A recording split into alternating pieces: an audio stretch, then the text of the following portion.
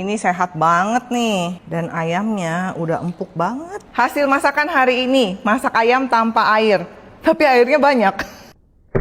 Siapin sawi putih, kita potong-potong. Susun langsung di atas pan, terus apel potong-potong sama susun juga di atas sawi putih. Baru 2 macam guys, tambahin satu lagi bawang bombay, iris-iris susun di atas apel. Habis itu kita taruh ayam di atasnya 1 ekor utuh. Terakhir jahe diiris-iris, ini optional sih kalau jahe mau pakai boleh, enggak juga nggak apa-apa. Habis itu tutup terus masak, kalau udah mendidih apinya kecil aja, jangan terlalu besar. Kuahnya bening, ada minyak-minyak ayam sedikit, warnanya agak coklat. Ini sehat banget nih, dan ayamnya udah empuk banget. Nah guys, ini sehat banget loh. Gak pakai minyak, airnya juga kaldu asli dari dianya nih, keluar semua nih. Dari apel, sawi putih, bombay, Dan ini kalau kalian lebih lama, dia lebih empuk ya. Tapi apinya jangan besar-besar, jadi masaknya tuh memang agak lama. Api kecil sampai keluar air semua dan ayamnya matang sampai dalam.